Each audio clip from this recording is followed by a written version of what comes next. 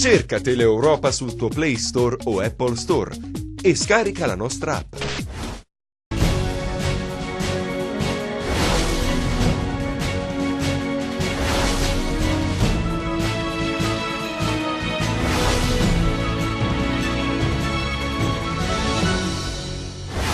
Si è presentato nel carcere di Vibo la notte scorsa Francesco Olivieri, il 32enne che ha ucciso 2 persone ferendone una terza nel Vibonese. Davanti al GIP ha ammesso le sue responsabilità, ha detto di aver agito per vendicare il fratello ucciso nel 1997. Patate e meloni, così veniva chiamata la cocaina che viaggiava sul camion della frutta a Crotone. 21 le misure di custodia cautelare eseguite dai carabinieri. Sono 33 le aziende segnalate alla Guardia di Finanza e all'Agenzia delle Entrate nel Regino, evasi 5,5 milioni di euro, 923 lavoratori in nero, tra cui un latitante. Tasse non pagate per 2 milioni di euro, è quanto emerso dai controlli dei finanzieri in 52 lidi del Tirreno cosentino.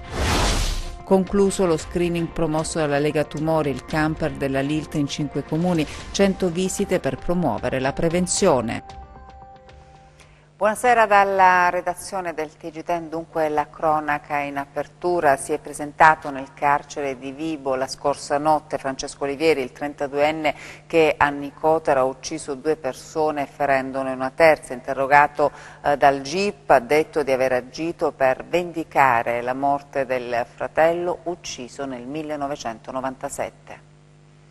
Ha risposto alle domande del GIP ammettendo le sue responsabilità. Francesco Olivieri, il 31enne che ha ucciso venerdì scorso a Nicotera Marina Giuseppina Mollese di 80 anni e Michele Valiroti di 67. Interrogato nel carcere di Vibo dove si trova dalla tarda serata di ieri, Olivieri, assistito dai suoi legali, ha raccontato al magistrato di aver agito per vendicare l'uccisione del fratello Mario avvenuto nel 1997. Quello di Olivieri dunque sarebbe stato un vero e proprio raid punitivo, come scrive il PM della Procura di Vibo nel provvedimento di fermo, una vendetta covata per 20 anni. Venerdì scorso si è recato nelle abitazioni delle vittime già designate nel suo programma criminoso, colpendole in organi vitali senza lasciare loro scampo. Olivieri quel giorno ha seminato il terrore tra Limbadi e Nicotera. Un pomeriggio di sangue iniziato tra le 15 e le 16. Il 31enne ha prima esploso diversi colpi d'arma da fuoco a Caroni contro un'autovettura parcheggiata, poi si è diretto verso Limbadi. Qui nella piazza centrale del paese è entrato nel bar Ninos armato di fucile e ha sparato contro 3 persone ferendole. Poi ha raggiunto Nicotera dove ha ucciso Michele Valerioti e Giuseppina Mollese. Olivieri è poi risalito a bordo della sua vettura facendo perdere le proprie tracce e per 3 giorni i carabinieri lo hanno cercato setacciando palmo a palmo la zona, ricerche estese anche alla vicina piana di Gioia. Poi, ieri sera, il 31enne si è costituito nel carcere di Vibo. Poche ore prima, la sua auto, una Fiat Panda, era stata trovata bruciata nelle campagne di Spilinga. Probabilmente sentiva il fiato degli inquirenti sul collo, per questo ha deciso di consegnarsi alla giustizia. Ancora la cronaca, questa sera a Cosenza in via degli Stadi è stato accoltellato un ragazzo. Secondo quanto si è appreso il giovane sarebbe stato attinto alle spalle, è stato trasportato d'urgenza in ospedale. Chiamavano la droga con i nomi della frutta, l'operazione dei carabinieri a Crotone, 21 le ordinanze di custodia eseguite, l'indagine è partita il 17 gennaio del 2014. Sono ritenuti responsabili a vario titolo di associazione finalizzata al traffico illecito di sostanze stupefacenti, produzione, traffico e detenzione, oltre alla ricettazione di un giubbotto antiproiettile, provento di furto ad un istituto di vigilanza di Corigliano Calabro. 21 le misure di custodia cautelare eseguite dai carabinieri di Crotone in vari comuni della provincia e presso le case circondariali di Catanzaro e Cosenza. Le ordinanze emesse dal GIP di Catanzaro su richiesta della direzione distrettuale antimafia, l'indagine denominata Fructorum dal nome che alcuni presunti spacciatori davano allo stupefacente che erano soliti chiamare come frutti o ortaggi. In un tentativo di criptare le loro conversazioni e i loro affari venivano appunto usati i termini di ortaggi, di frutti per celare appunto le compravendite di droga a seconda della quantità della droga acquistata o reperita. Si dava il nome di un carico di patate piuttosto che di meloni. Qualora invece il carico fosse stato meno consistente si usava il termine fragole. L'indagine è partita il 17 gennaio 2014 con l'arresto in flagranza di 2 soggetti trovati in possesso di marijuana, cocaina, oltre a materiale per la pesatura e il confezionamento delle singole dosi e 279 cartucce di vario calibro e il giubbotto antiproiettile provento di furto. Nel corso dell'indagine abbiamo fatto oltre 10 sequestri a campione di cocaina, alcuni di questi sequestri riguardavano chili di cocaina, chili di marijuana, quindi possiamo dire un'organizzazione di buon livello. È stato molto difficile questa indagine da parte dei carabinieri perché stavano sul pezzo, stavano sul territorio, controllavano addirittura gli uffici, gli edifici di carabinieri, polizia e guardia di finanza proprio per vedere se c'era qualche attività preparatoria. Erano molto attenti, non parlavano nelle macchine, stavano attenti, ma malgrado questo evidentemente in particolare i carabinieri nella nostra piccola procura di Catanzaro siamo stati più bravi di loro. 8 gli arresti eseguiti e 13 notifiche nei confronti di persone già detenute o già note alle forze dell'ordine, oltre al sequestro di ingenti quantitativi di sostanze stupefacenti che servivano per rifornire altre piazze dello spaccio oltre i confini regionali. Gli 'ndranghetisti stanziali nel nostro distretto riforniscono una serie di piazze, immaginate cosa significa rifornire le olie nel periodo estivo. Questo dimostra la centralità delle nostre organizzazioni nella gestione degli approvvigionamenti di sostanze stupefacenti e conseguentemente nell'offerta. Sono 33 le aziende segnalate dalla Guardia di Finanza all'Agenzia delle Entrate nel Regino, evasi 5,5 milioni di euro, 923 i lavoratori fantasma, tra cui un latitante. Nuovo caso di falsi braccianti agricoli in Calabria, ancora nella Locride. 33 aziende agricole sono state segnalate dalla Guardia di Finanza all'Agenzia delle Entrate. Si tratta di piccole e medie imprese con sede tra i comuni di Platì, San Luca, Africo, Casignana, Careri. I titolari, secondo gli accertamenti delle Fiamme Gialle, devono complessivamente allo Stato 5.600.000 euro. Questi soldi infatti sarebbero stati illecitamente percepiti grazie a false assunzioni di 923 lavoratori che avrebbero a loro volta ottenuto indennità varie non dovute dall'INPS. Si tratta, lo evidenziamo meglio, quindi di lavoratori fantasma, cioè che non hanno mai lavorato effettivamente, lavoratori molti dei quali con precedenti penali, uno addirittura non si sa se ancora sia latitante o lo fosse nel periodo di lavoro fittizio indicato nei contratti stagionali. I 923 sono stati denunciati all'autorità giudiziaria, l'accusa è di truffa all'INPS. Tasse non pagate per 2 milioni di euro è quanto emerso dai controlli dei finanzieri in 52 lidi del Tirreno Cosentino. Avrebbero evaso oltre 2 milioni di euro per il mancato pagamento dei canoni demaniali, è quanto scoperto dalla Guardia di Finanza del Comando Provinciale di Cosenza, che ha eseguito 52 controlli nei confronti di attività imprenditoriali che gestiscono lidi balneari affollati durante l'estate. I controlli delle Fiamme Gialle sono partiti negli ultimi mesi e prima dell'arrivo della stagione estiva e sono relativi al corretto assolvimento dei canoni per le concessioni demaniali presenti lungo il litorale dell'Alto Tirreno Cosentino. Attraverso il controllo delle banche dati ed attività info-investigative, i finanzieri hanno scoperto un malcostume diffuso in alcuni stabilimenti balneari in vari comuni della costa tirrenica della provincia di Cosenza che beneficiavano di concessioni demaniali senza pagarne il canone. L'importo pari a 2.216.000 euro non corrisposti agli enti comunali e alla Regione Calabria nelle quote previste dalla legge regionale numero 17 del 2005 è determinato in base a criteri e parametri che fanno riferimento alla superficie, alla tipologia di costruzione presente, al valore di mercato e alla durata. Oltre a questi parametri, la determinazione dei canoni demaniali si basa anche su aliquote aggiornate annualmente da decreti emanati dal Ministero delle infrastrutture e dei trasporti, ma nonostante la presenza di una disciplina normativa ben definita, le entrate derivanti dalla riscossione dei proventi spettanti all'erario per l'uso del demanio marittimo in base ai controlli effettuati si sono spesso rivelate inferiori rispetto alle attese. Ora il prossimo passo è quello del recupero delle somme non corrisposte e in caso di violazioni si prevede la decadenza della concessione demaniale se non si provvede al pagamento del canone. Adesso i nostri 100 secondi di cronaca. La Procura di Castrovillari ha disposto il sequestro di numerose superfici boscate nell'Alto Ionio Cosentino interessate dai roghi della scorsa estate. Il provvedimento è seguito dai carabinieri forestali e dai militari delle locali stazioni territoriali dell'Arma. In uno dei boschi sequestrati fu rinvenuto un ordigno utilizzato per innescare le fiamme. Il provvedimento di sequestro è stato emesso per impedire che possano essere apportate modifiche o manomissione delle tracce. In alcune delle aree percorse dalle fiamme inoltre si stavano per eseguire tagli boschivi. Uno spacciatore è stato beccato a Cosenza grazie alla nuova app della Polizia di Stato YouPol. In manette un cittadino extracomunitario di 23 anni sorpreso e arrestato mentre vendeva marijuana a dei minori. È stato ritrovato l'anziano scomparso domenica scorsa da Gioiosa Ionica. L'82enne era sotto shock ma in buone condizioni. Era precipitato in un dirupo profondo circa 20 metri. Un tamponamento tra più veicoli si è verificato sul raccordo autostradale di Reggio Calabria. L'incidente, le cui cause sono in corso di accertamento, ha coinvolto 8 veicoli provocando il ferimento di 2 persone.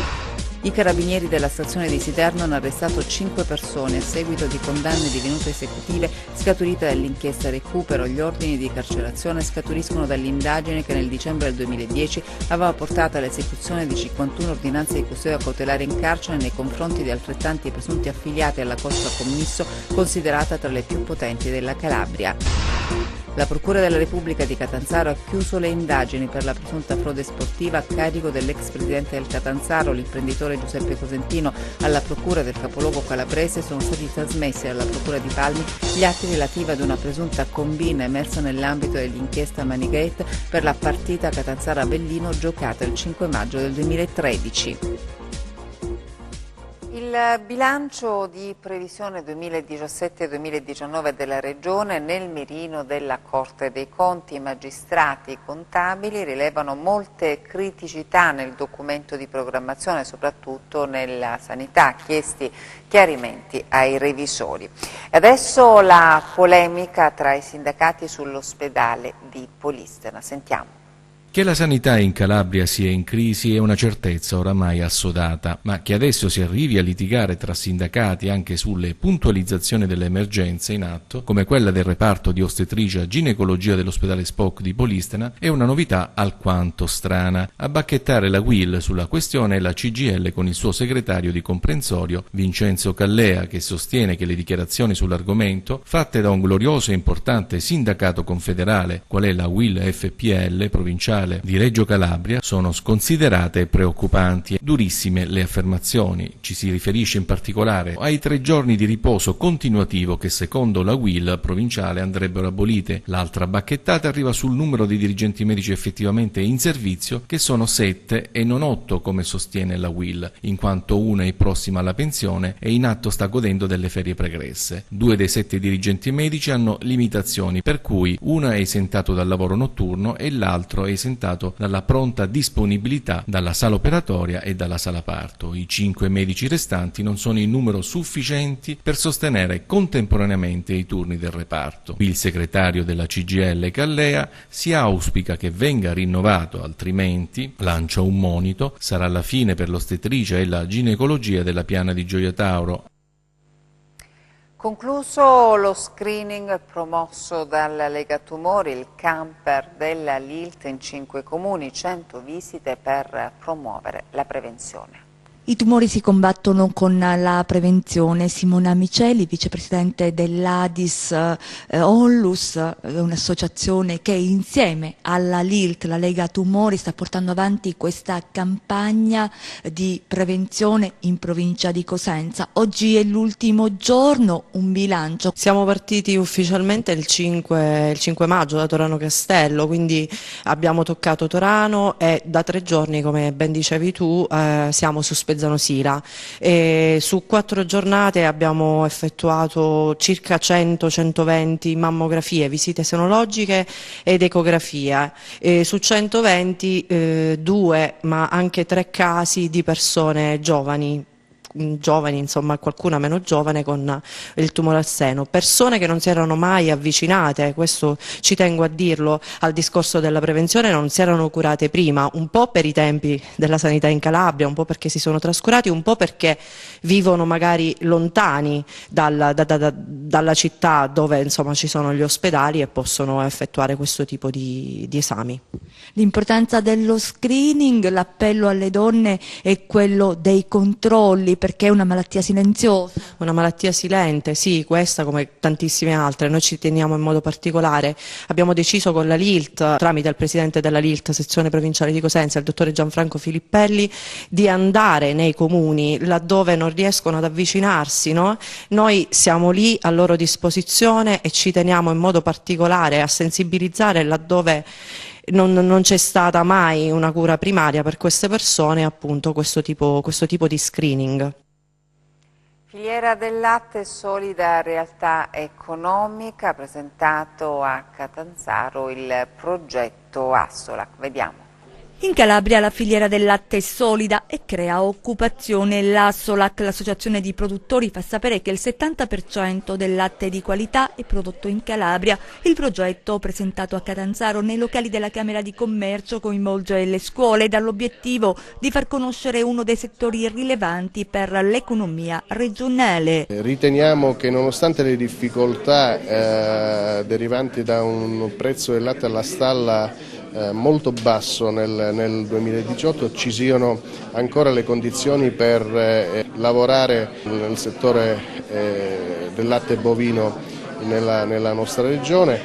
Abbiamo opportunità importanti derivanti dai finanziamenti comunitari per procedere ad innovare anche le nostre stalle. Credo che tenendo sempre in massima attenzione gli aspetti legati anche al benessere degli animali, ci siano ancora margini di crescita per questo settore. Il settore è in crescita. La filiera del latte rappresenta nella nostra provincia una delle filiere più importanti. Siamo la seconda provincia in termini di produttività della Calabria dopo Cosenza e abbiamo numeri significativi anche per quanto riguarda le cosiddette aziende di qualità riconosciute dal Ministero. Nelle scuole gli operatori promuovono buone pratiche alimentari. Per quanto riguarda i ragazzi certamente non può non far parte della loro dieta, assolutamente, della loro alimentazione, per cui siamo pronti come scuola ad accogliere un percorso che lo possa reintrodurre, che lo possa valorizzare e che lo possa far rientrare negli alimenti preferiti dei bambini. Stanziati 100.000 euro per contrastare il fenomeno degli animali vaganti nel Reggino. Il contrasto al fenomeno delle vacche sacre nella piana di Gioia Tauro comincia a produrre i primi frutti e a sostegno di questa battaglia dello Stato, in tutte le sue ramificazioni, arrivano 100.000 euro messi a disposizione dalla Regione Calabria per supportare l'azione di lotta alla questione dei bovini vaganti a Cittanova e nei dintorni. Su mia proposta, sostiene il governatore Mario Oliverio, la Giunta regionale ha deliberato di aderire e sostenere il percorso di ordine pubblico e legalità tracciato dal Ministero dell'Interno, dagli uffici territoriali di governo e dalle forze dell'ordine, destinando risorse al comune di Cittanova per lo smaltimento a norma di legge dei bovini selvatici e abbattuti. Esulta il sindaco di Cittanova Francesco Cosentino alla notizia dell'impegno economico da parte dell'esecutivo Oliverio a sostegno delle azioni messe in campo dalle istituzioni. Quella della prevenzione, sostiene ancora il sindaco, per i danni dei bovini vaganti tra i comuni di Cittanova, Taurianova, Molocchio e Terranova è una storia vecchia di decenni sulla quale è stato detto tutto e il contrario di tutto, ma solo dallo scorso anno, aggiunge ancora il primo cittadino, si è iniziato a fare sul serio, creando sinergie vere e concrete tra le tante forze che, tessera dopo tessera, hanno costruito la task force grazie alla quale il percorso di ordine pubblico e legalità riguardante le cosiddette vacche sacre è diventato realtà tangibile. A Cosenza adesso per la mostra dedicata a Van Gogh. La mostra internazionale Van Gogh Alive The Experience approda al Museo Multimediale di Piazza Bilotti a Cosenza. Noi abbiamo avuto la capacità di creare gli spazi adatti, quelli che sono attrezzati con tecnologie che possono ospitare adesso anche mostre di questo tipo. È una città che diventa sempre più attrattiva, che si apre anche al XXI secolo, che ha a disposizione gli spazi, i luoghi, le attrezzature, la capacità innovativa di poter esporre mostre di questo tipo che sono così importanti e suggestive, fra l'altro avvicinano anche un mondo della cultura a tutti i cittadini e danno quel senso di godibilità che è fondamentale per un avvicinamento alle attività culturali e a quelle creative. Sono oltre 3.000 le immagini raffiguranti i quadri di Van Gogh che vengono proiettate a pieno schermo grazie ad innovative tecnologie ad alta definizione. La grafica multicanale e il suono surround contribuiscono a creare coinvolgimento ed emozione. Il percorso espositivo segue quello creativo del pittore, con riferimento in particolare al periodo compreso tra il 1880 e il 1890, decennio durante il quale Van Gogh viaggiò da Parigi a Saint-Rémy fino ad Auvers-sur-Oise, luoghi diventati fonti di ispirazione per le sue opere più celebri. La mostra, che resterà al Museo Multimediale fino al 15 settembre, consente un singolare effetto immersivo, calando il visitatore in un ambiente illuminato esclusivamente dalle immagini delle opere del grande maestro, così nitide e reali da coinvolgerlo emotivamente e farlo sentire totalmente inserito nel contesto delle opere stesse. Adesso le previsioni del tempo.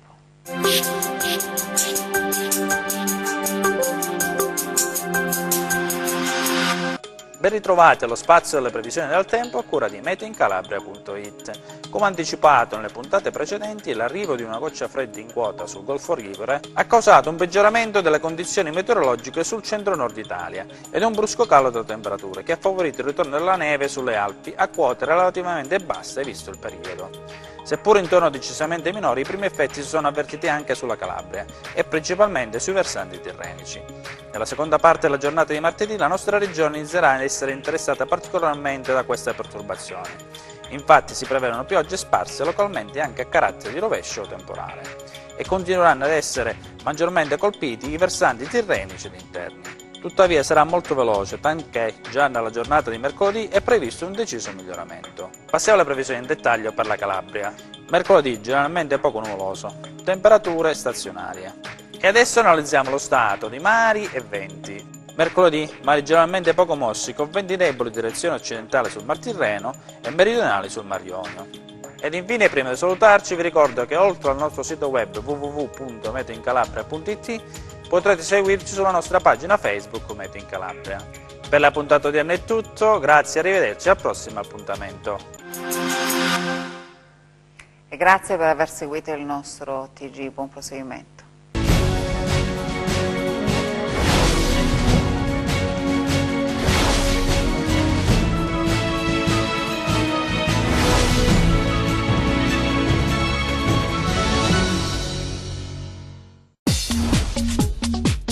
Cerca Teleeuropa sul tuo Play Store o Apple Store e scarica la nostra app.